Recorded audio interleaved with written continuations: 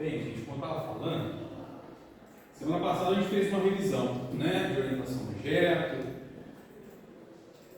os conceitos aí que vocês já aprenderam em análise de projetos de algoritmos. Antes de a gente começar hoje, que hoje de fato a gente começa a falar das estruturas de dados, eu só vou mostrar dois projetinhos aqui no NetBeans, que era para ter mostrado semana passada, acabou com muito tempo. Um mostrando programação dinâmica e o outro falando um pouquinho de ordenação, tá? Vou até mostrar a ordenação primeiro, vocês podem abrir depois, tá? Compactar e abrir. Deixa eu aumentar o zoom aqui. Vocês poderem enxergar. Esse programinha eu fiz em 2013.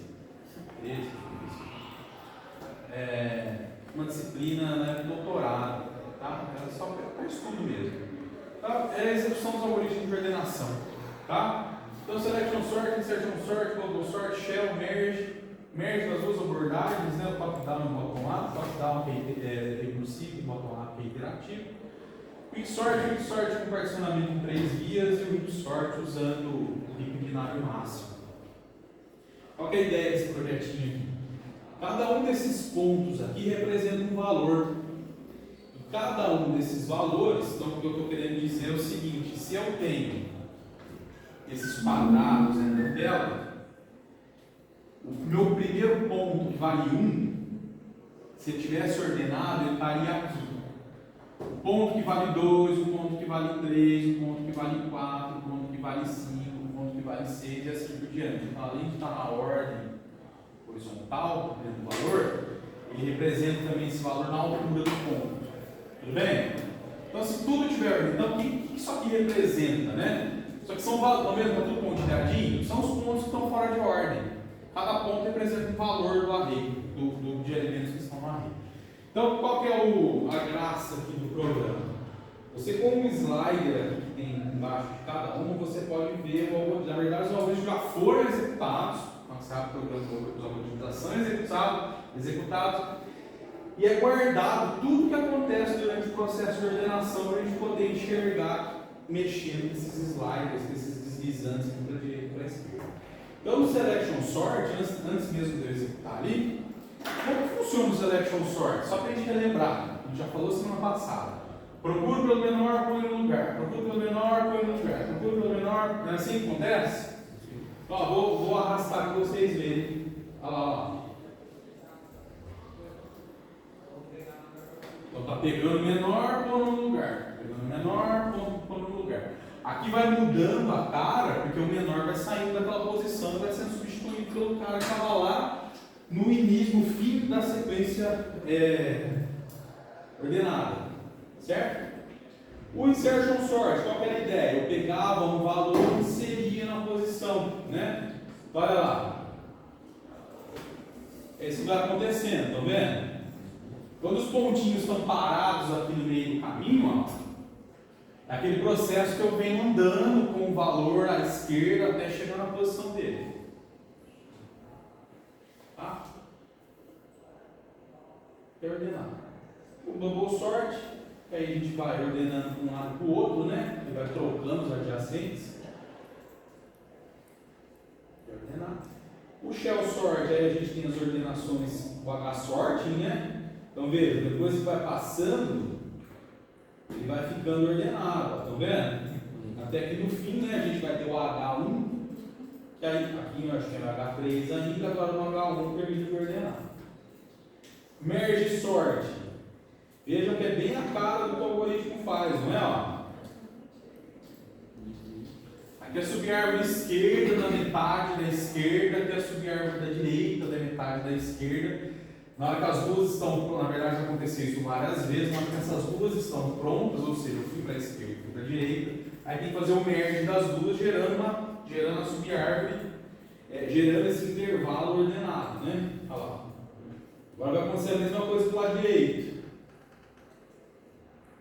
Até que no fim tem o merge de tudo. O bottom-up, ele funciona um pouquinho diferente, né? Enquanto no top-down a gente vai dividindo pela metade. Vocês viram essa outra abordagem aqui? Já fazer. Teve isso. O top-down eu vou dividir em dois e é recursivo. Esse aqui é iterativo. Ele começa pelas folhas. Ele divide as folhas usando um for. Não sei se vocês lembram disso. Aí tem um i que vai variando, esse i vai aumentando, vai dobrando, até pegar intervalos maiores. O quicksort, né, escolhe o pivô, faz a ordenação dos menores para um lado, dos maiores para o outro, coloca o pivô no lugar.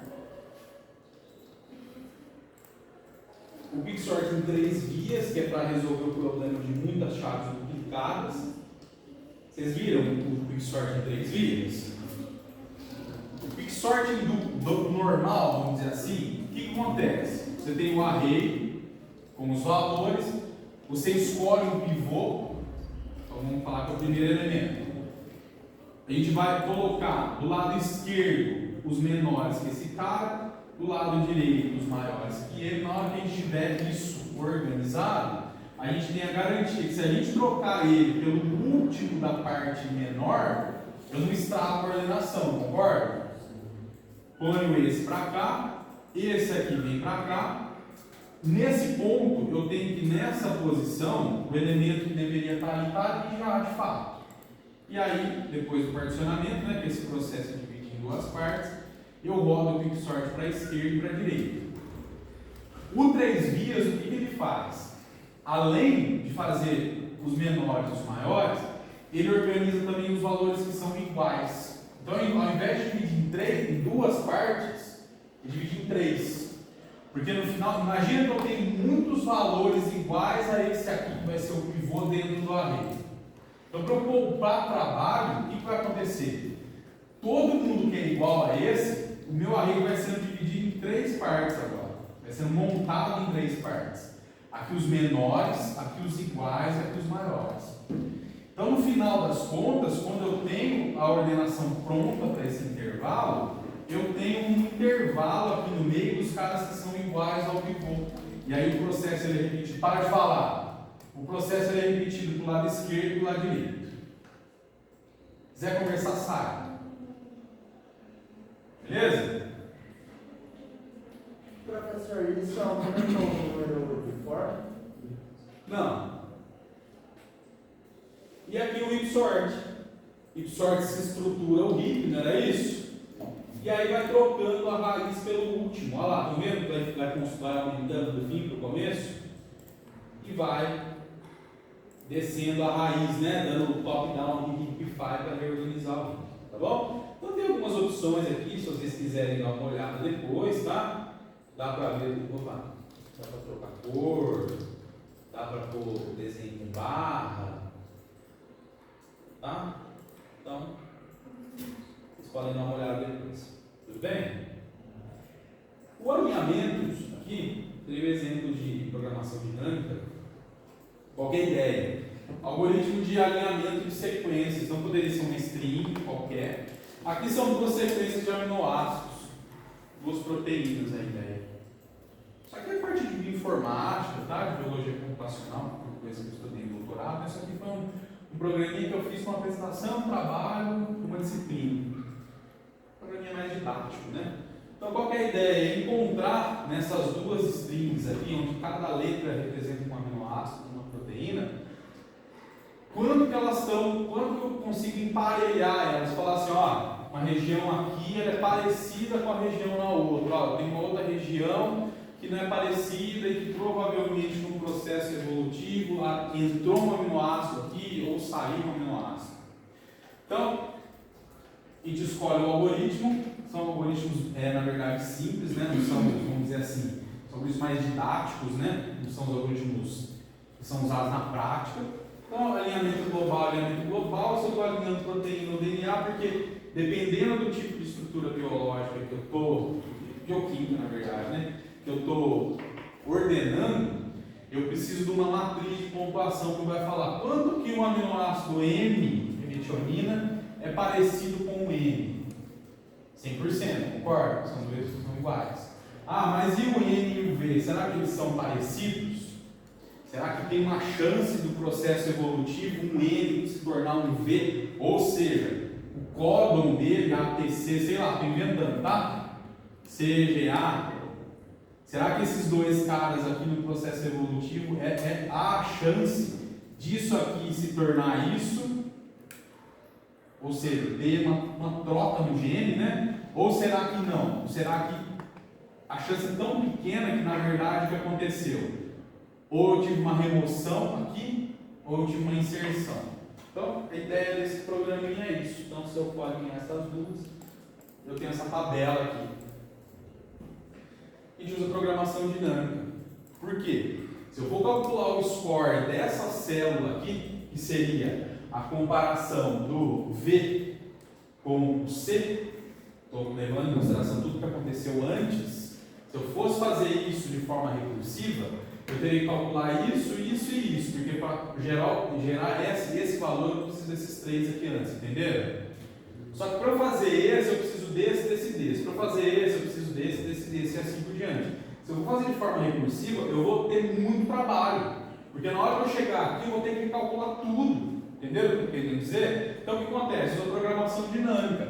Eu vou armazenando os subcálculos numa matriz, aqui no caso, uma rede de duas dimensões, para na hora que eu precisar calcular esse cara, ao invés de eu fazer recursivo, eu já tenho os valores nas células adjacentes, aqui eu consigo calcular o score desse ponto. Então, se a gente olhar aqui embaixo, tem o resultado. O que isso aqui está querendo dizer? Ó, M alinhou com M, D alinhou com N, N com N. E aqui, o que aconteceu? Como que a gente lê isso aqui? Ó, no processo evolutivo, se isso aqui forem duas proteínas de fato mesmo, de verdade. É lógico, proteínas de verdade tem milhares de aminoácidos, não só isso aqui. Tá? O que aconteceu quando tem esses gaps aqui? Ó, provavelmente, quando essa proteína em outro organismo virou essa, esses dois aminoácidos sumiram. Eles foram substituídos por esses dois. Entraram e veio L nessa posição. Entenderam o que eu estou querendo dizer? Tudo bem? É assim que a gente... E aqui é o contrário, né? Aqui houve inserção, aqui houve remoção. Esse cara sumiu. Tá? E aí o resultado depende da matriz que é usada, a matriz de pontuação, tem vários tipos, tem várias porcentagens. E o caminho que é feito para gerar o resultado é esse aqui. Como que eu saio do score 0, chego no meu score máximo, qual que é o caminho que foi seguido? É esse aqui, que é o que vai dar aquele resultado lá no fim. Aqui são os alinhamentos, vocês perceberam que tem três lá que se alinham direto? Era o M, o N e o D, né? M, D, N, esses três. Aí aqui nos dois próximos, que são essas duas flechinhas aqui, ó, teve o quê? Teve gap aqui, né? Os caras sumiram, né? Foram inseridos coisas novas ali naquela posição, quer dizer, quando a setinha na horizontal. E quando a setinha na vertical, esse exemplo aqui, ó, tá vendo lá no final que tinha as exclusões? Aqui tem exclusão. Tá? Aí eles podem dar uma mexida, dá pra trocar aqui, mexer o bitmap aqui, isso aqui vai acontecer, tá? Tudo bem? Então, só que coisas que ficaram faltando aí pra gente falar rapidamente no final da última aula. O que a gente vai fazer hoje, pessoal? Hoje a gente entra nas estruturas de dados. A gente vai começar a falar sobre elas. E são as pilhas? Não, tem várias estruturas. Então, a aula passada a gente chegou até aqui. Para motivar o nosso processo de aprendizado aí das estruturas de dados, e para a gente enxergar que realmente, às vezes não. Um algoritmo que tem um crescimento da função, a classificação assintótica das funções de uma função que representa um algoritmo é muito importante, porque dependendo do crescimento, né, dependendo da taxa de crescimento, da ordem de crescimento dessa função, pode ser que o algoritmo seja inviável. Vocês já viram lá em análise de projeto que até o quadrático é aceitável, né? A partir do cúbico já começa a gerar muito problema para a gente. Então a gente vai falar de dois problemas o problema do FreeSum, que é a soma de trincas, e depois a gente vai falar sobre estrutura de dados, a nossa primeira estrutura de dados que a gente vai aprender, ela chama Union Find, tá? E a gente vai ver, mexendo um pouco na implementação, como que a gente consegue otimizar essas coisas para elas conseguirem funcionar, tá?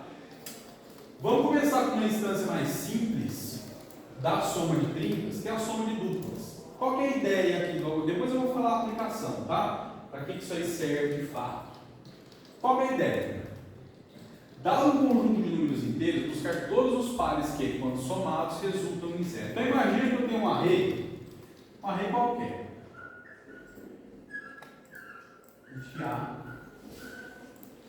Vamos pôr alguns valores aqui.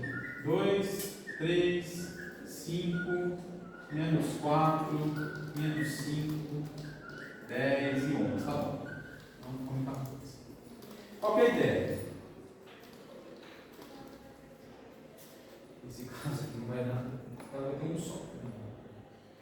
Eu quero pegar todas as duplas, todos os elementos de 2 em 2, que ao serem somados geram zero. Dá zero. Essa dupla. Bem? Como que primeiramente eu consigo fazer essa combinação das duplas? Como que seria o algoritmo para fazer isso? Na verdade está perto na outra. Deixa eu explicar. O que eu quero fazer? Eu quero somar o 2 com 3, o 2 com 5, o 2 com menos 4, o 2 com menos 5, o 2 com 10, o 2 com 11, certo?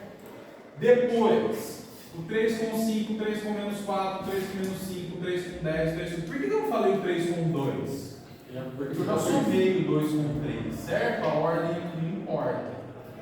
Então, eu preciso de um for que começa na posição 0, enquanto ele for menor, enquanto o i for menor que o comprimento do array, eu faço o quê? Se eu estou com um i parado aqui, e começando em 0, para esse i em 0, eu quero ir para o 1, para o 2, para o 3, para o 4, para o 5, para o 6.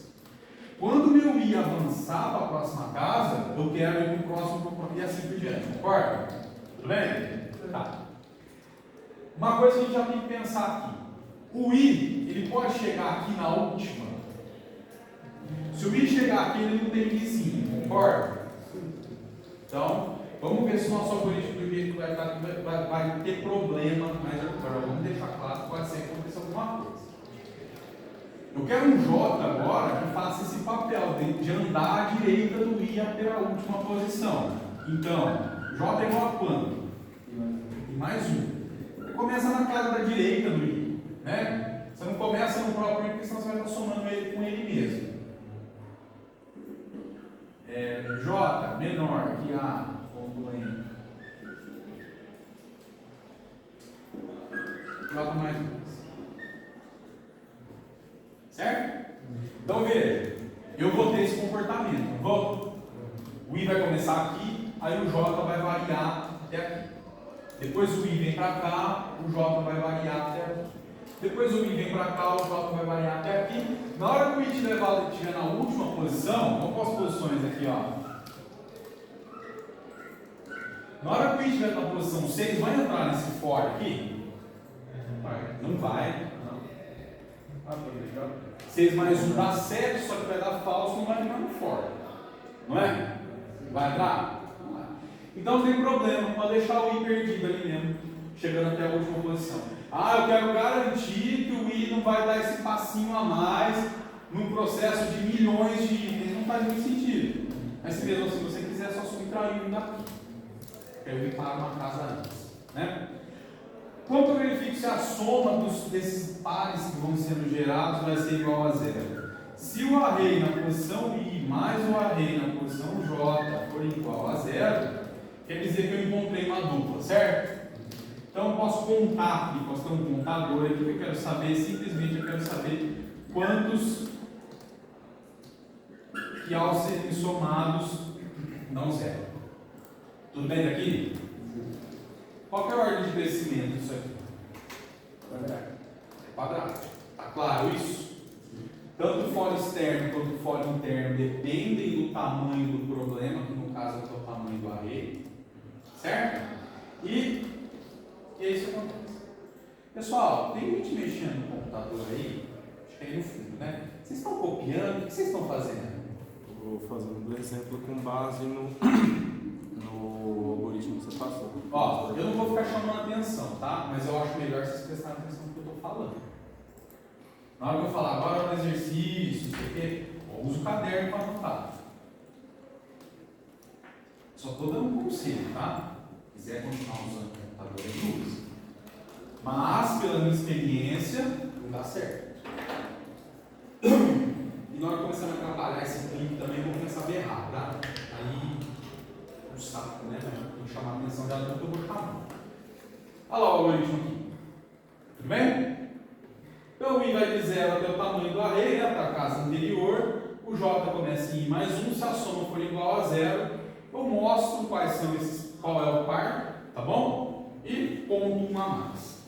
Só estou contando, só estou vendo qual é o par e contando 1 a mais. Tudo bem? Tá? Ordem de crescimento a gente já respondeu, isso é quadrático, claramente é quadrático, né? Tem como melhorar esse processo? Tem como acelerar ele? Não tem, né? Eu preciso combinar de 2 em 2, não é? Não tem como. Essa abordagem é em força bruta, né? Será que tem algum que vale?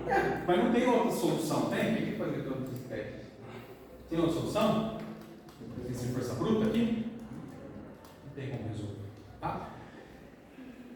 O que a gente vai fazer agora, sendo que a gente está pensando no problema, não no problema de soma de duplas, mas no problema de soma de trincas. Certo? O porquê que isso é importante já a gente vê. Como que a gente resolveria esse mesmo problema agora, só para 3? A gente já viu que o tio Sam aqui, ele é o quê? Se eu tenho minha função d de n do tio Sam, eu sei que ela é O de n ao quadrado. Certo? Ela sempre é O de n ao quadrado, na verdade, concorda? Poderia até falar que é teta, concorda? Porque não tem como escapar. Ela vai ser sempre aquilo de qualquer jeito, né? Vou deixar o O aqui. A gente está pensando no melhor caso, o O e agora para a cúbica, né? Para soma de trincas, né? Cúbica não, soma de trincas. O que a gente teria que fazer? De novo, se eu tenho um array com 4 elementos, como que tem que ser o processo? Esse cara, eu tenho que combinar com esse, não é? Depois dessa dupla, eu tenho que combinar, depois que eu combinei com C, eu tenho que combinar com um D, concorda? Depois que eu fiz isso, ou seja, o que eu fiz então? Ó? Esses 3, certo? Depois esses 2 com esse, né? Acabaram as possibilidades iniciando com A? Não. Qual que está faltando? A, C, D, né? Falta ainda o A com o C e com o D. Tem 3, né? Depois eu vou partir para o quê? Para esses 3 aqui. Que só tem uma forma, né? Concorda? É só o D, C e o D. É ou não é? Tá. Algoritmo para fazer isso. O I começa em 0, enquanto o I for menor que o tamanho, I mais,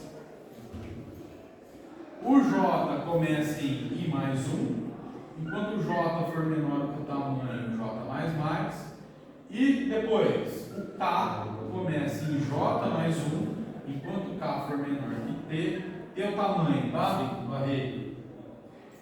K mais 1. K mais 2. Será que funciona?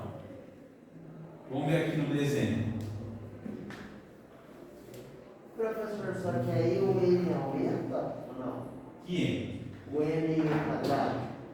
Não, esse aqui é o tio Sam, é esse aqui, ó. A gente está pensando agora na soma de trincas, certo? Ou seja, se eu somar agora o valor que está na posição I com o valor que está na posição J com o valor que está na posição K, eu tenho um 0, beleza? Eu vou ter que ter um if aqui, né? If array na posição I mais array na posição J mais array na posição K igual a 0, por exemplo, eu encontrei uma trinca de somada da 0. Vamos ver se funciona isso aqui. O I começa aqui, certo? o J começa ali e o K vai variar aqui e aqui, concorda?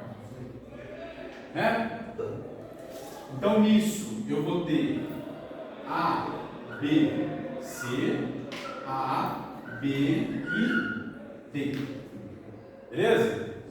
Quando o K terminou de iterar naquelas duas posições, esse fora que terminou, o meu J vai incrementar, concorda?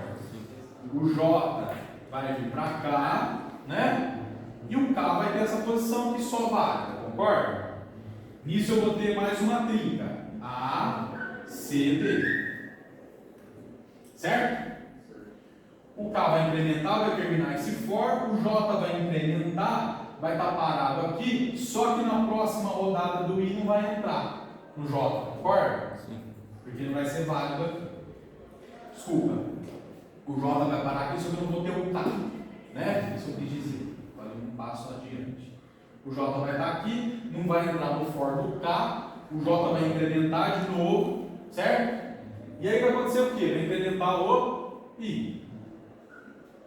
O J começa na casa da direita do I, o K na casa direita do J, tem uma trinca, não tem? B, C e D, o K vai incrementar, passou, né? O K vai estar aqui, vai terminar o for do K, o J vai incrementar para cá, só que eu não vou poder ter K, porque não tem mais espaço, não é isso? Acabou, concorda? Porque o I vai vir para cá, ó, e não vai entrar no for do J. Depois o I vai incrementar mais uma vez e vai entrar no for do J de novo, certo? Vai falhar para procurar trinca aqui, porque lógico não tem espaço aqui, né? Então, eu encontrei essas 4 trincas aqui. Vou somar os 3 valores de cada trinca, se der 0, beleza? Quer dizer que eu encontrei 3 valores que estão somados para você. Qual é o problema aqui? É o que? Nesse caso aqui. E aqui já é um problema sério. Vamos dar uma olhada? Lá no NetBeans, um projetinho insano, eu vou fazer, eu vou esconder, eu vou deixar o soma pares e o soma triplos.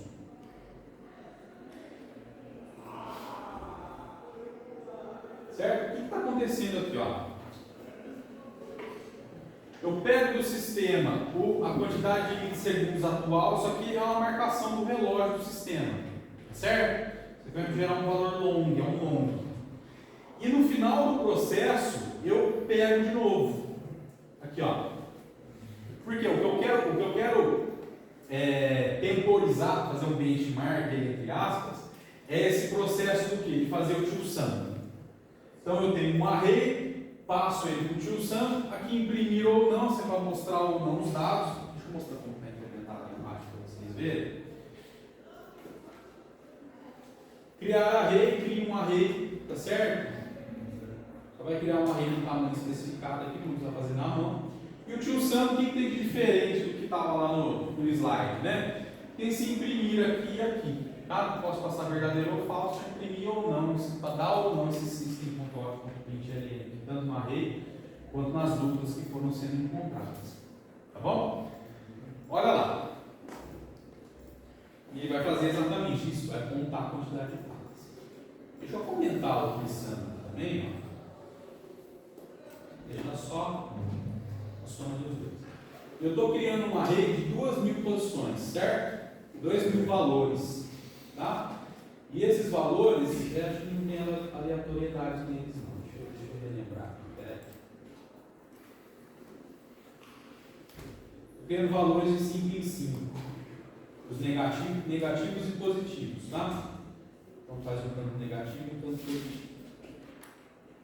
Deixa eu mandar mostrar. Aqui. Então, para 2.000 valores, eu tive uma soma de pares que dão 0 de 999 números. Certo? 999 pares nesse intervalo aí bem comportado, que vai de 5 em 5, do negativo até o positivo, tá? Mas é lógico, numa situação real, você vai ter valores aí que você não tem controle sobre eles, tá? Mas aqui pra gente ver eles aí funcionando. 0 segundos. Rápido, né? Vamos aumentar o tamanho e eu vou tirar o imprimir agora. Faz sentido, né? Ó, menos 35 com 35 dá 0, né? Eu vou tirar o imprimir, o falso aqui, porque senão isso aí vai influenciar no tempo. E aquele 0 segundos ele foi calculado aqui, ó. Peguei o tempo atual, rodei o algoritmo tio Sam, peguei o tempo de novo e subtraí do tempo anterior. Então isso vai me dar o saldo, né? Qual que é a diferença do passado até agora, no momento que eu estou? Isso é em milissegundos, para gerar segundo eu divido por 1000. Tá bom? Vamos aumentar a quantidade, vou pôr 20.000. 0 ainda. 200.000. Agora já enroscou um pouquinho. Porque 200.000 eu vou ter aproximadamente isso ao quadrado de pares que vão ser testados, concorda? Vamos ver quanto tempo vai demorar. Então, para 200.000? Para 200.000 já se torna uma coisa inviável, né? Olha lá, demorou 23 segundos. Já chegou aproximadamente metade. Tá? Vamos voltar para o 200, que foi o nosso início. 2.000, né? 2.000. E agora eu vou tirar o Trisam. O Trisam é a mesma coisa. Somamos 3, de 3 em 3, fazendo for. Beleza? Tudo bem? Vou rodar. Vamos ver para 2.000 elementos, 2.000 valores, né? Quanto que demora. Perceberam que já enroscou? 1 segundo encontrou muito mais pares, né? Porque agora eu estou somando de 3 em 3. Olha lá. 500.000 pares em 2.000 elementos. Trios, na verdade, não pares, né? Vamos aumentar um 0 aqui. No anterior, lá que subiu para 20.000, o quadrático já ficou em 0 também, né? É 0 segundos, né? Milissegundo vai dar alguma coisinha. Tudo bem? Vamos rodar aqui. O quadrático tem que dar 0 de novo. Vamos ver o pulo.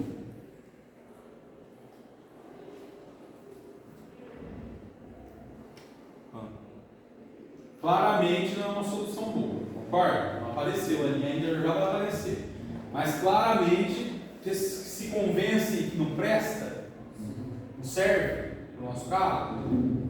Quer dizer, uma quantidade pequena até poderia ser utilizável, né? Mas olha lá, para 20.000 elementos a gente já tem um problema. Mas é por causa do tempo, né? Que a gente que não presta. É. Não é isso que a gente está discutindo? Então, olha lá. Não vai, né? Já aparece. Deixa rodando aí, deixa o computador. Deixa ele pensando. Mas e aí? Será que dá para resolver? Tem que dar para resolver, né? Eu estou falando desse problema, não estou? Não é? E aí? Qual que é a ideia? Se esse meu array estiver ordenado, certo? Se não estiver ordenado, a gente ordena. Essas duas abordagens que a gente viu agora, até agora, meio de força bruta, como ele comentou, para qualquer ordem que os elementos estiverem, funciona. Certo? Você está combinando de 3 em 3, a ordem não importa. Olha só. Quando a gente tem um array ordenado, por exemplo, vamos pôr aqui, ó. Menos 10, menos 5.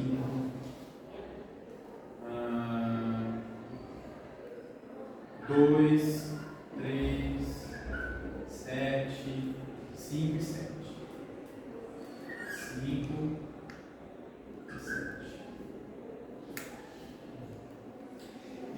Existem tríncas aí que ao serem somadas dá 0? Sim. Quais, por exemplo? 10, 3 e 7. Esse com esse com esse. Concorda? Dá 0, né? Qual mais? 2, 2.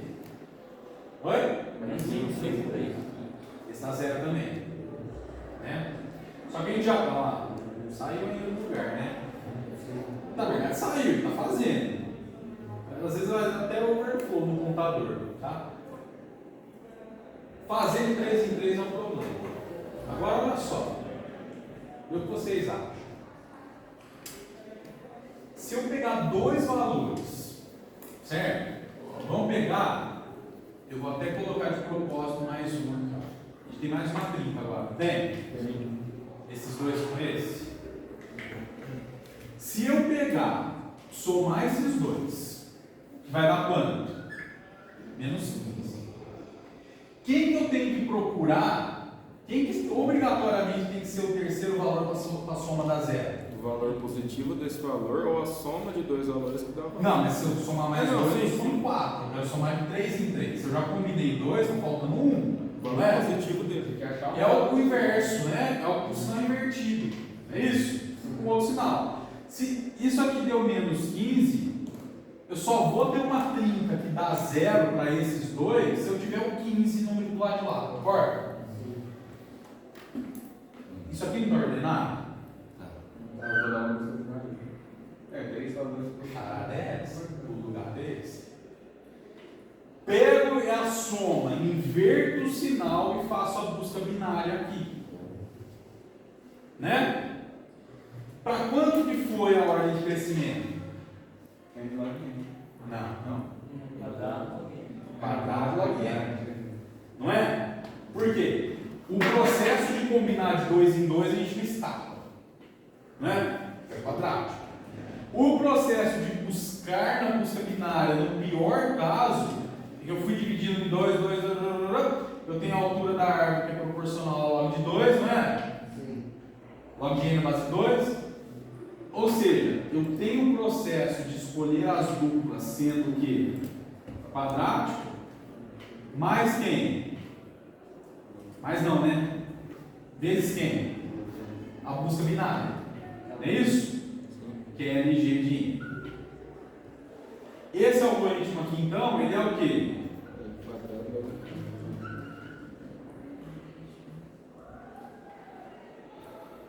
Muito mais rápido que o outro. Isso aqui é muito pouco. Não é verdade? Uma busca binária em 1024 elementos, eu vou ter no máximo quantas comparações? 10, né? Depois elevado a 10 é 1024. Para 2048, ou seja, eu dobrei o tamanho do problema do intervalo que vai executar a busca binária. Eu só aumento um pulo no pior caso, né? 11. Já viu que não vai, né? Vamos parar? Eu vou comentar esse aqui de novo, que sabe que vai enroscar, concorda? E vou tirar o daqui, que é a solução para a busca binária. A gente tem implementação.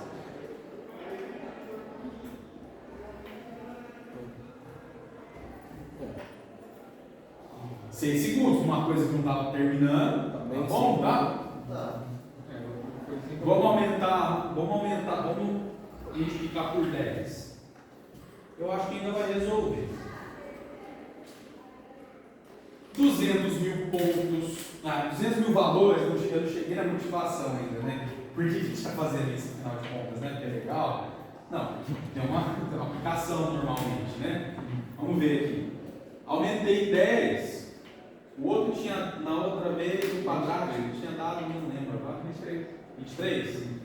Vai dar 23 aqui agora, e o outro vai dar uns 120, 130 mais ou menos. Vamos ver se é isso que vai acontecer. Que deu 6 no anterior, não deu? 6 vezes 23 vai ser mais ou menos isso. Vamos deixar rodando aí. E aí, como que a gente escreveria esse algoritmo, né?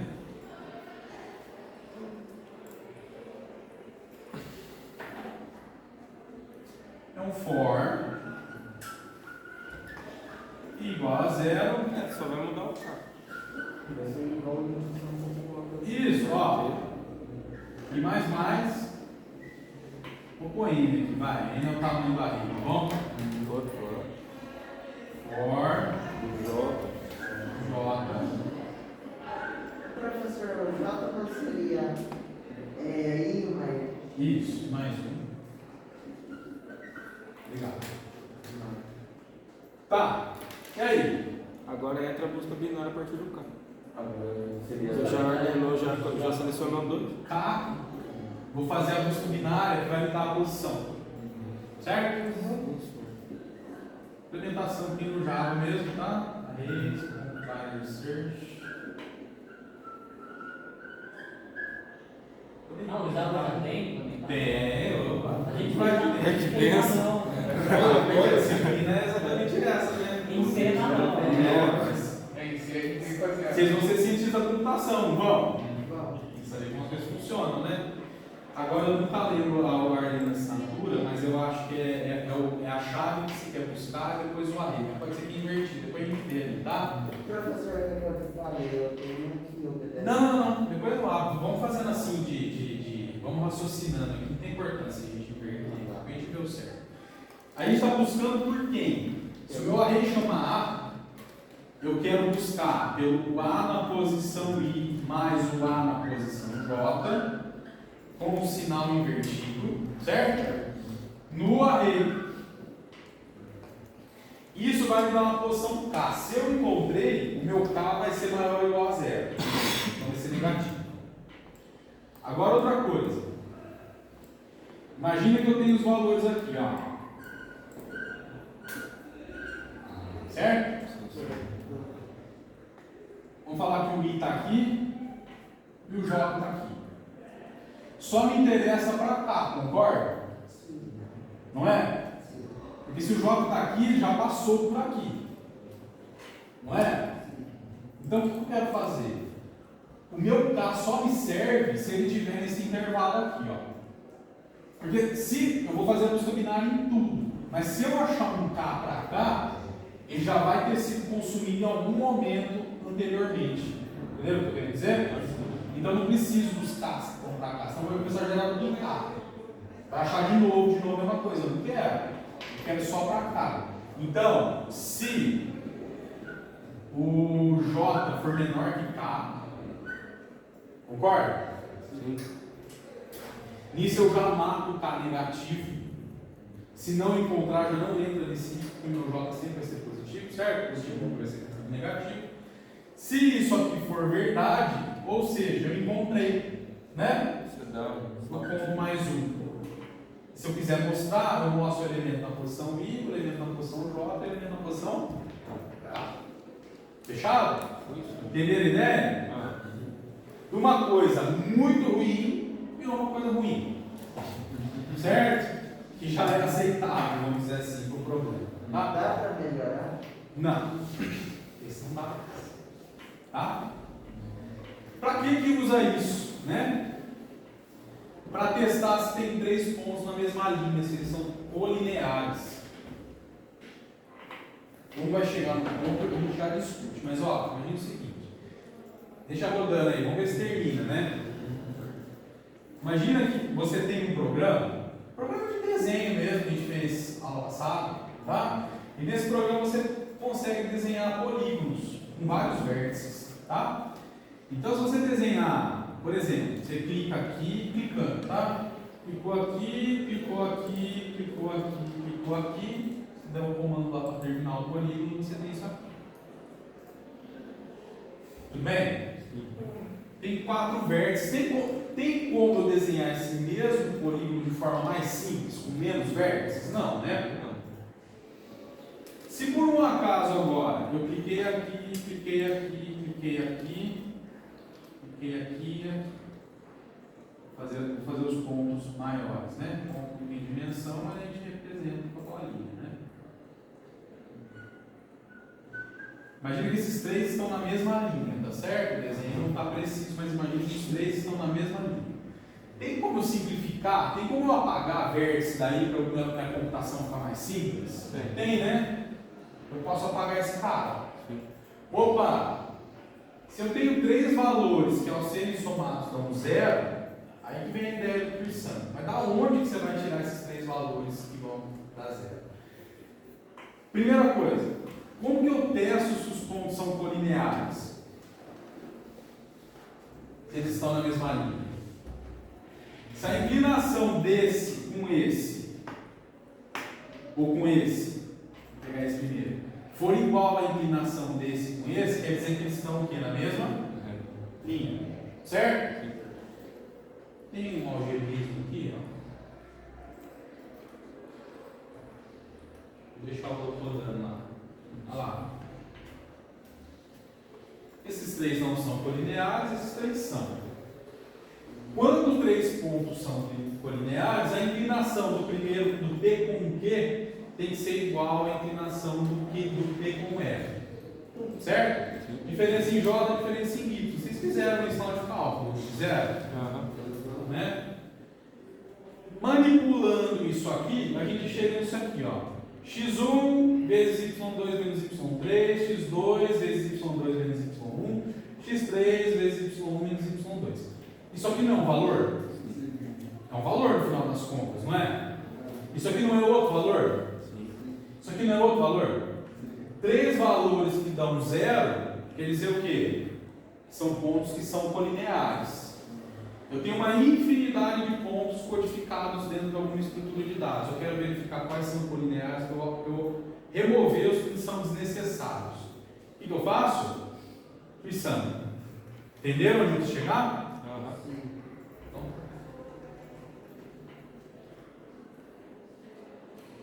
E aí, o algoritmo. Né? Ali eu coloquei J menor que K, não é a mesma coisa, né? Só inverter o operador e inverter a ordem. Tudo bem? Sim, senhor. Tá.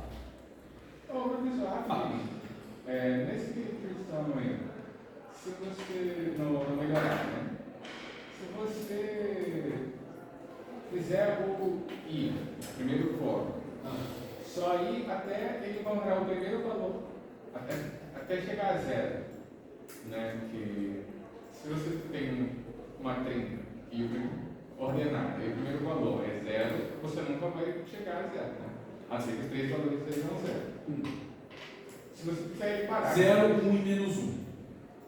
Mas sim, mas o I sempre vai ser o menor valor, né? Entre o I e o K. Sim. Ele está ordenado. Então, se você fizer o I parar, ou se você fizer o programa inteiro parar, quando o I chegar em zero, isso vai dar uma melhora significativa, né? Quando o I chegar em 0? Porque sempre que o I for zero, ou maior que zero. Então, aí que tá. Qual é o problema quando a gente está pensando em algoritmo? Que vai aparecer muito agora em estrutura de dados.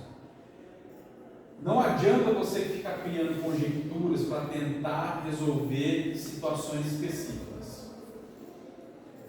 Porque, primeiro, você está perdendo tempo verificando aquilo.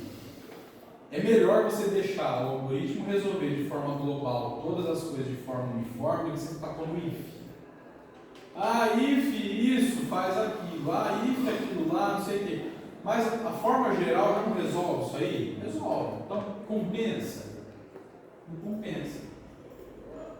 Entendeu o que eu queria dizer? Sim. Tá? Tudo bem? Sim. Alguma dúvida? Então, faz sentido, né? Uma coisa pública é ruim, né? Vocês já tinham percebido esse tipo de coisa? Lá em análise de projeto, né? Eu discutia essas coisas, A gente né? teve que implementar. Hã? A gente teve que Teve que implementar. implementar. Vocês fizeram a inscrição, né? Sim. É verdade, perdi no tempo. Esqueci. Mas isso é novidade, né? Union Find. O que é isso, pessoal? Isso aqui é a primeira estrutura de dados de fato que a gente vai ver, tá? É lógico, a gente já se conhece variáveis, já conhece a rede, você já conhece as listas, né? Java, né? Que é uma lista integrada, ou uma lista implementada usando array, que é uma list no caso. A gente vai ver a implementação daqui a algumas semanas. Mas a gente vai falar do Union Find. Então, olha lá. Deu destino, né? Essa estrutura de dados também é conhecida como disjoint set ou merge find set. Qual que é a ideia dela, pessoal? Dado um conjunto gigantesco de elementos são sítios ou componentes, ou a forma que você quiser interpretar isso. Se eu tiver esses elementos separados, eu quero começar a unir esses elementos para formar outros conjuntos. Eu preciso de uma forma eficiente, tanto para juntar conjuntos, gerando conjuntos novos, quanto para verificar se, dados dois elementos quaisquer, eles estão dentro do mesmo conjunto. Já a gente chega na motivação de novo, tá bom? Vamos entender primeiro aqui. Então imagina essa situação aqui, ó. Eu tenho 9 conjuntos disjuntos, certo? Um não tem nada a ver com o outro. Eu tenho o conjunto A com o elemento A, o conjunto B com o elemento B, o conjunto C com o elemento C, cada elemento dentro do conjunto, são conjuntos unitários, 9 conjuntos unitários aqui. Eu quero processar esse conjunto, esses conjuntos, juntando conjuntos, formando conjuntos novos. Depois de fazer uma série de uniões, que a gente chama, né, que são as operações de união, eu vou ter isso aqui. O que eu estaria fazendo aqui? Ó, o conjunto A que eu tenho aqui no final, ele tem o A, lógico, faz sentido, né? Ele tem o elemento lá dentro dele, só que ele tem o D e tem o G também. O B, tem o C, tem o E e tem o F. E o H tem o H e tem o E. Tem o I. Fiz 6 uniões, fiquei com 3 conjuntos. Certo? Eu preciso fazer de forma rápida. A gente não está preocupado com isso. Se eu quiser saber se 2 elementos estão no mesmo conjunto, o que eu faço? Do jeito que está aqui, você olha, não está ali, né? Opa! O elemento EE está em qual conjunto? Está no B. O elemento EH está em qual conjunto? Eles estão no mesmo conjunto? Não. Tá? Onde que isso aí pode ser aplicado? Um exemplo dessa história de a gente simular percolação num material. Qual que é a ideia? Tá usando, a gente vai usar a estrutura de dados para resolver um problema de simulação em material. Qual que é a ideia? Imagine que eu tenho aqui um material qualquer, certo? Madeira, esse compensado, ou granito, ou vidro, o que for. Beleza? Esse material, vou representar aqui um reticulado aqui, ó. Cada quadradinho desse, que eu vou fazer ainda, não fiz, né? Cada quadrado desse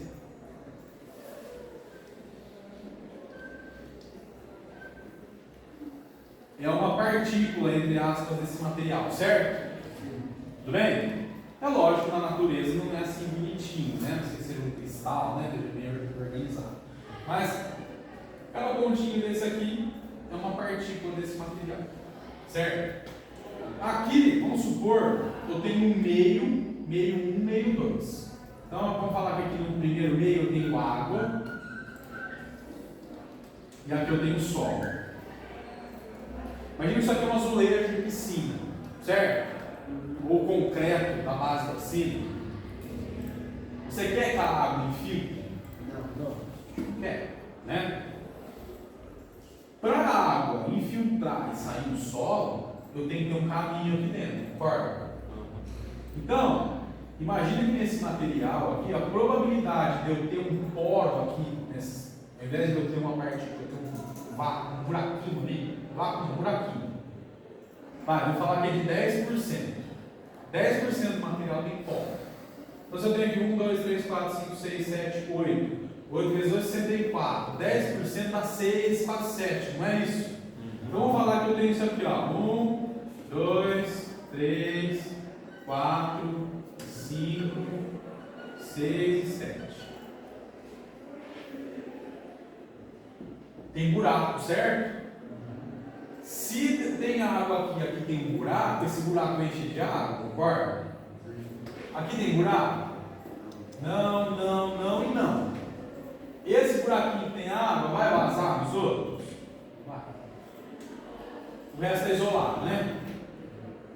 Agora imagine o seguinte, dependendo da natureza do material, vou falar que a probabilidade de eu ter um buraquinho ali, ou porque o cimento foi mal feito, ou porque o granito não presta, igual esses aqui, não é que não presta, é de qualidade bem inferior, né? Porque ele citado, essas coisas, tem sempre essas histórias, né?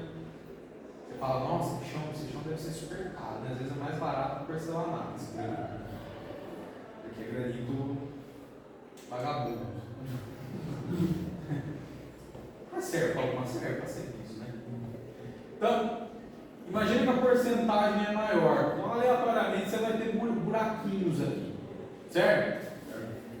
Você não quer que seja assim, concorda? Por exemplo, vamos falar que na diagonal eles se comunicam também, tá bom? Vai ter comunicação aqui, do meio para o outro? Vai. Vai? Se a gente considerar que a diagonal... Vai, vamos tirar a história da diagonal, vai? Vamos para cima. Certo? A água ela vem daqui.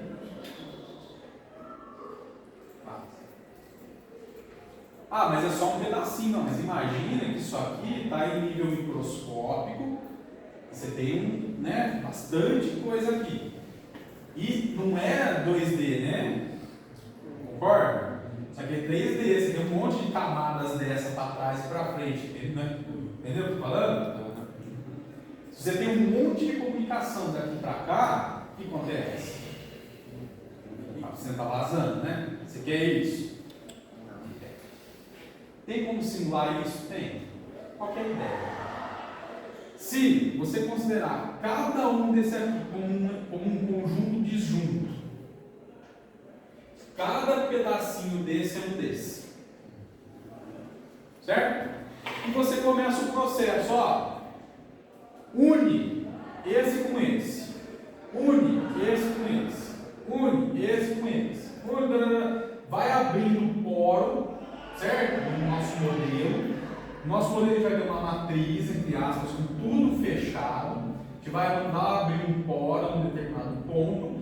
E se tiver poros nas adjacências, em cima, na esquerda, na direita ou embaixo, a gente une os dois no mesmo conjunto. Faz sentido, não faz? Se eu tenho isso aqui, ó. Certo? Está fechado, os quatro. Abriu aqui. Abriu aqui. Eu posso considerar que isso aqui é uma coisa só, concorda? Então tinha duas coisas que não se comunicavam. Tem um poro aqui, tem um poro aqui. Eu posso considerar que isso aqui é uma coisa só. Está aberto, né? Estão vendo a semelhança?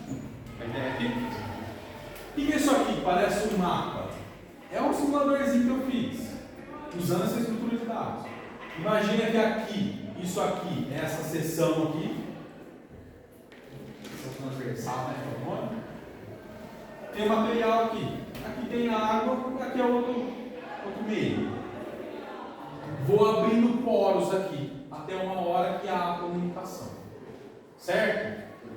Quando há essa comunicação, a gente diz que percolou, a percolação. Saiu desse meio e chegou nesse. Tá?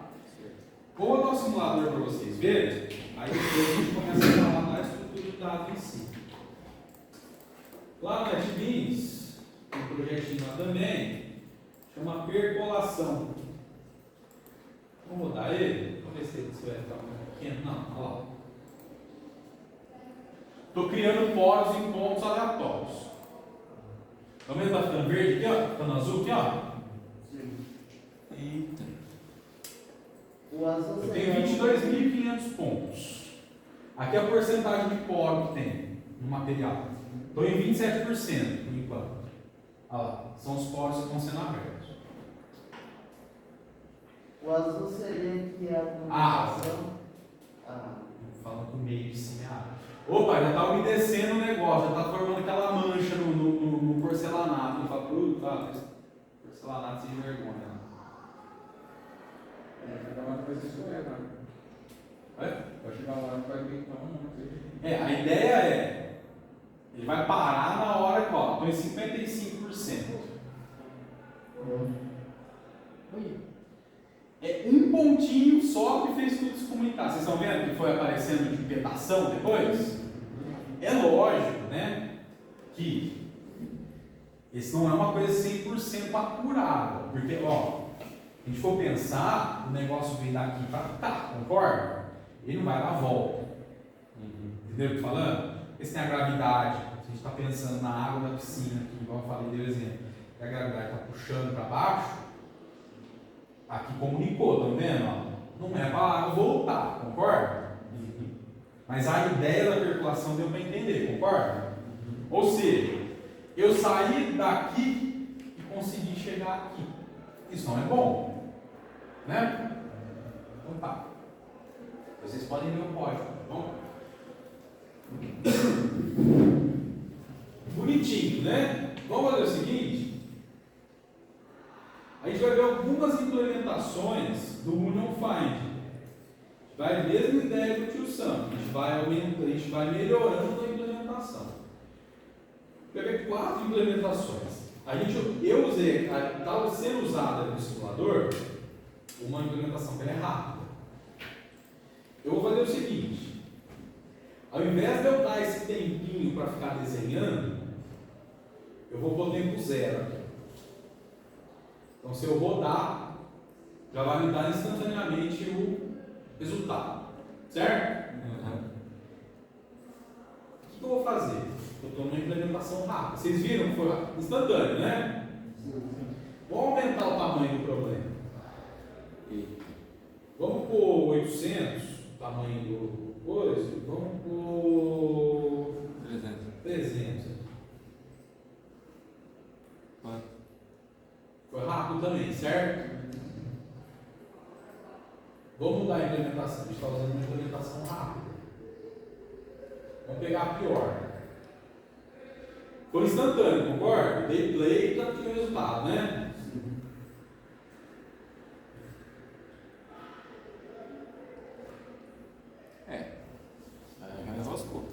Demorou um pouquinho, concorda? E deu para vir acontecendo, né? Vamos aumentar mais. Ao invés de 300 por 300, eu vou pôr 1000 por 1000. Estamos com tempo zero para É lógico que assim, tempo zero é entre aspas, porque tem tempo para acontecer o desenho, mas imagina que não, tipo, a máquina não estivesse preocupada em desenhar, só estivesse preocupada em calcular a percolação, se percola ou se não percola, tá? Tá trabalhando ainda, tá vendo? Essa implementação mais simples, quanto mais coisa eu vou juntando, mais devagar ela fica. Porque cada vez que eu preciso entrar com um elemento num conjunto, dependendo da ordem que é entrado, eu tenho que processar todo o conjunto que já está gerado e trocar um valor dentro dele. Não percolou ainda, né? Ela está trabalhando ainda. Vamos pegar, vou fechar, tá? É que vocês não estão vendo, mas eu estou vendo aqui, parece umas formiguinhas, bem pequenininhas, tá? Lá em cima já estava ficando azulzinho. Vou pegar um pouquinho mais rápida, onde ela faz a união. Essa aqui, ela chama Quick Find, a primeira. A busca é muito rápida. Eu falo, ó, esse cara é o mesmo conjunto desse, super rápido. É pode Só que a união é demorada. A outra implementação é o contrário. A união é rápida, só que a busca é um pouco devagar. Não é tão devagar quanto a união do anterior, mas é mais devagar. Vamos rodar aqui, ó. Mais rápido, perceberam? Mas mesmo assim, enrosca, né? Aqui deve ter dado algum.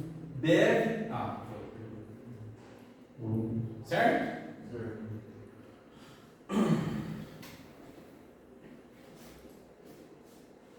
Professor, a impressão nossa ou ele começou a partir de baixo também? Não. Aquilo ali foi algum problema de buffer do desenho mesmo, tá? Ou, provavelmente, a gente não enxergou uma linha bem fininha azul que chegou embaixo, tá? Tem double buffer aqui, não vai dar. Ó. A diferença é gritante, concorda? Não é? De novo, outro exemplo, ó. Vocês vão ver que a ideia são coisas assim que não são tão complicadas. São mudanças sutis que esse aqui é um pouquinho mais rápido. Esse aqui as operações tendem a ser constantes, de forma amortizada, se você for entendendo isso aqui, enfim, aumentando muito o tamanho do produto. É lógico que vai dar um resultado diferente, né? Porque aleatório, né? Pseudo-aleatório, né? Porque o gerador aleatório do computador não é aleatório na verdade. Vamos rodar de novo, ó. Certo? Estão convencidos também aqui? Então vamos começar a ver essa bendita dessa implementação do Union Find. Pessoal, tudo isso está em prova, tá? Pode aparecer lá no meio da prova uma perguntinha disso. A gente combinou de fazer intervalo, que hora mesmo? 4h20. Então vamos lá. Pegando uma instância bem simplesinha agora do problema.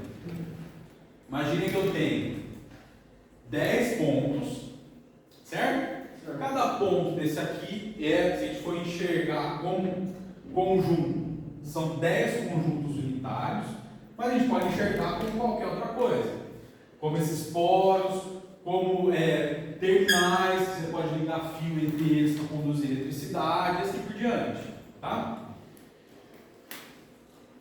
Quais são as operações? É a operação de união e a operação de busca. É o union e o find. A ordem é daqui para cá, tá? O que está acontecendo? Quando está verde que houve união, quando está vermelho que não houve. E o azul escuro? O azul é uma união que já foi consolidada no passo anterior. Então, unir 4 e 3. 4 e 3 e 4 estão unidos inicialmente aqui? Não, então une os dois. Certo? Aqui eu tinha 10 conjuntos, concorda? Quantos conjuntos eu tenho aqui agora? 9. Não é? Porque esses dois viraram um só. Muito bem. Unir 3 e 8. O 3 e o 8. Eles estão unidos? Então une os dois. Tem um conjunto a menos agora do que eu tinha no passo anterior, concorda? Tinha 9, agora tem 8. Ó, 6 aqui, 7 e 8. Unir 6 e 5. Estão unidos aqui? Não. Unir o 9 e o 4. Estão unidos? Não. Unir o 2 e o 1. 2 e o 1. Não está unido, uniu. Tá claro o que está acontecendo? Unir 8 e 9. Por que não vai fazer essa operação? Eles já estão no mesmo conjunto. Você não precisa, concorda? Já estão no mesmo conjunto. O que vai dizer o que um elemento está dentro de um conjunto, a gente já vai ver, porque vai ter alguma coisa que implementar isso, né? Unir 5 e 0. Tá? Unir 7, entenderam a ideia, né? Tudo bem? Até que no final aqui sobraram quantos conjuntos? 2, né? Um aqui e um aqui. Esse é um problema em grafo também, tá? Tem um algoritmo em grafo que chama para calcular os componentes conexos de um grafo, tá? Então, se eu tenho um grafo, se eu fosse enxergar, só que é meio que processo, não é um processo inverso, mas em outra situação. Se eu tenho um grafo dessa forma aqui, eu tenho os vértices unidos por arestas, eu quero identificar os componentes, ou seja, qual componente de determinado vértice está contido. Aí a gente usa o algoritmo de componente conexo, que na verdade é a execução sucessiva das buscas em profundidade. Você faz busca em profundidade com vértice, você descobre o componente dele. Você faz o próximo vértice, o próximo vértice, o próximo vértice, o próximo vértice, o próximo, até que você percorre todos os vértices, tentando fazer busca em profundidade, e no final das contas você gera os dois conjuntos. Mas você já tem o grafo pronto. Aqui a nossa ideia é identificar os componentes ao passo que a gente vai unindo elementos, formando o gráfico. Tá bom? Professor, no caso ali, ao lugar de unir 6 e 7, unir 7 e 8, formava um conjunto só? Onde? Desculpa. No último passo ali, unir 6 e 7. Se em vez de 6 e 7 fosse unir 7 e 8, formava um conjunto só? Aí vira um conjunto só. Tudo bem aqui? Bem. Vale para diagonal também? Vale. Falei aí. Tipo, poderia juntar 6, 4 e 8. Uhum. Tá? Beleza. É que tá assim só para não ficar passando uma aresta em cima da outra, tá? O desenho do livro ele faz nesse formato para não ter cruzamento de aresta. Fica mais simples de enxergar, né? Fica mais fácil. Então a gente vai definir aqui uma classe abstrata, nosso contrato, né? Uma API, que vai ter essas operações. Operação de busca de um ponto, de um componente, e a operação de união, juntando dois. Então, se a nossa estrutura union find tiver 10 elementos, o meu P e o meu Q vão poder variar de 0 até 9. Entenderam a ideia? Se tiver 1000, de 0 a 999. E aí, dependendo do teu problema, você tem que instanciar o teu problema dentro dessas restrições. Fazer algum tipo de mapeamento, uma coisa do teu problema aqui, alguma coisa. Sei lá no poro, no pixel, você tem que mapear ele de alguma forma para algum elemento do 0 até o X. Certo? Lá na percolação, vou falar para vocês, aqui a gente tem o processo que vai sendo juntado, certo? Vai sendo limpo, Mas como que eu sei que houve comunicação daqui para cá? Na verdade, a gente cria um componente virtual que não aparece no desenho aqui e um aqui. Esse é ligado com esses e esse é ligado com esses. Quando há percolação, é se esse cara está no mesmo conjunto desse. Concorda? Enquanto esse não está no conjunto desse, quer dizer que não teve comunicação.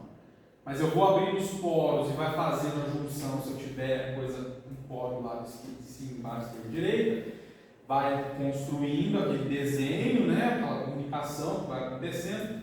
E aí, se eu conseguir existir um caminho daqui até aqui, quer dizer que os dois estão no mesmo conjunto. Então, naquele programinha, que vocês podem ver o código-fonte, aqui a tarefa é fazer isso.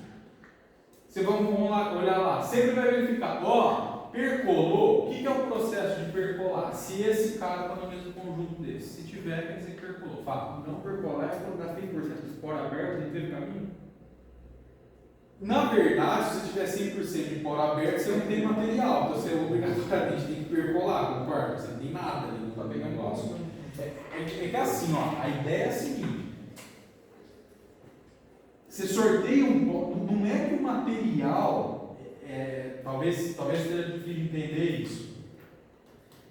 Não é que o material vai criando porosidade, não é isso que eu estou falando.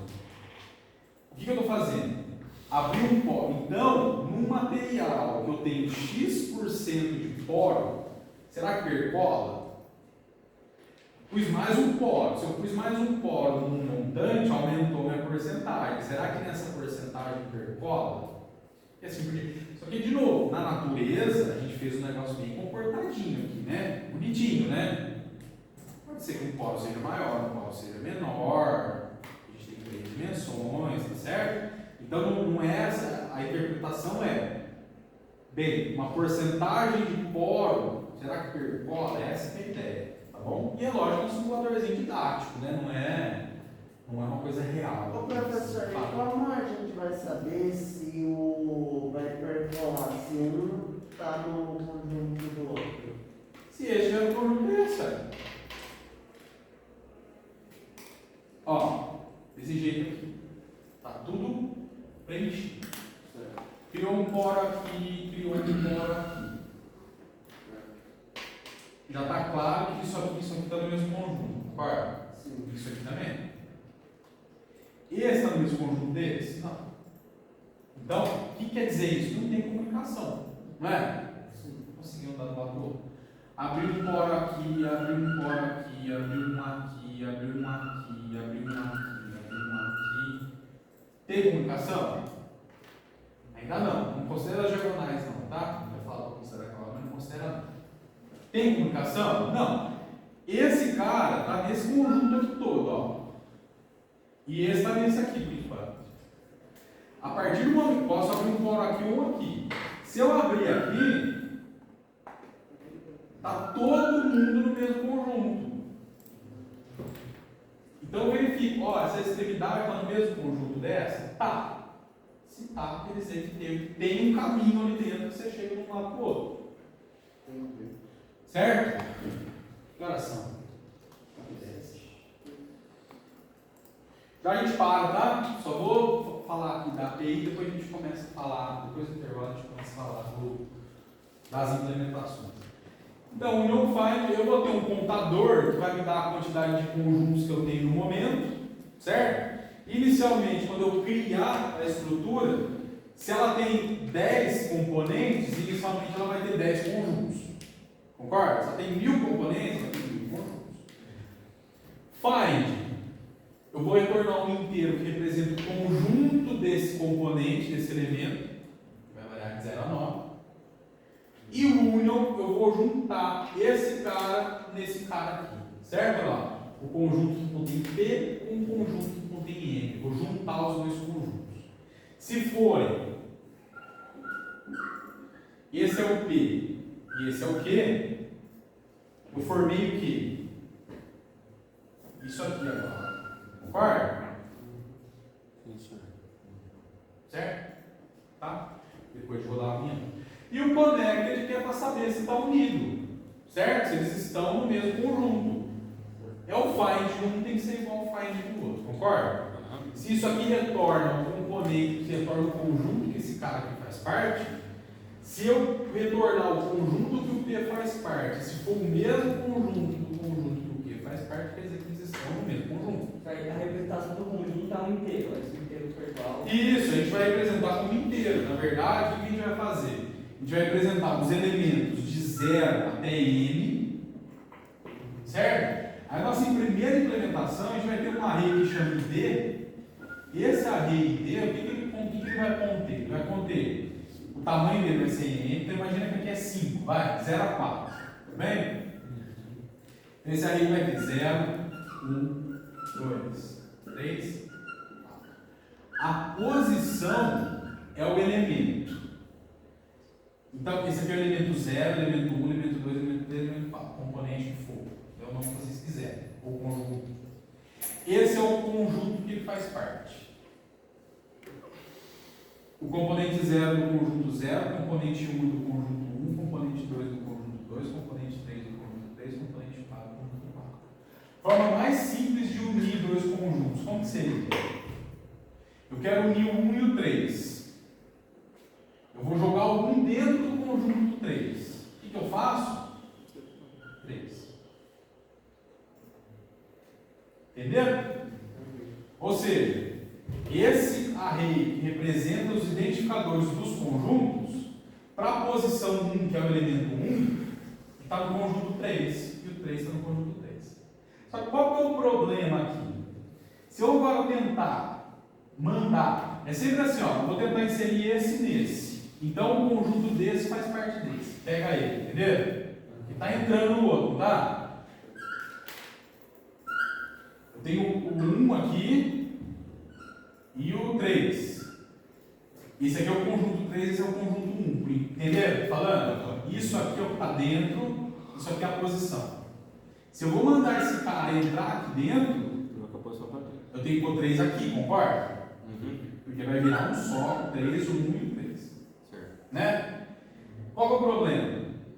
Imagine que agora que eu vou mandar entrar o 1. Não, vamos mandar mais uma operação rápida. Vou mandar pôr o 0 no conjunto do 1. 3. Né? Agora olha só. Eu estou pegando do unitário sozinho e estou jogando dentro de uma coisa que está crescendo, concorda? Só que eu posso pegar alguém no que está crescendo e jogar em outro. Só que eu tenho que carregar todo mundo junto. Então imagina que eu quero agora pôr o 0 dentro do conjunto do 4. Só que todo mundo quer do 0, porque o 0 é o cara que agora está no conjunto, certo? Você vai levar todo mundo junto. O que você tem que fazer? Que é percorrer todo mundo que tem o ID do 0, que é o 3, colocando 4. É aqui que é custoso. Esse processo é o quick find, né? É rápido de encontrar, porque é só você bater o olho, entre aspas, ver qual que é o valor que está na posição do componente dentro da rede, você sabe o conjunto que ele está. Só que para você unir, você tem que percorrer todo o array procurando pelo ID para trocar. Pode ser que essa troca seja um elemento só, mas você tem que percorrer todo mundo. Certo? Depois a gente vai ver a implementação já, tá bom? Então vamos para o intervalo. Que horas são? 4h15. Daqui uns 25 minutos, tá bom? 20 para 5? Beleza? 20 para 5. Para.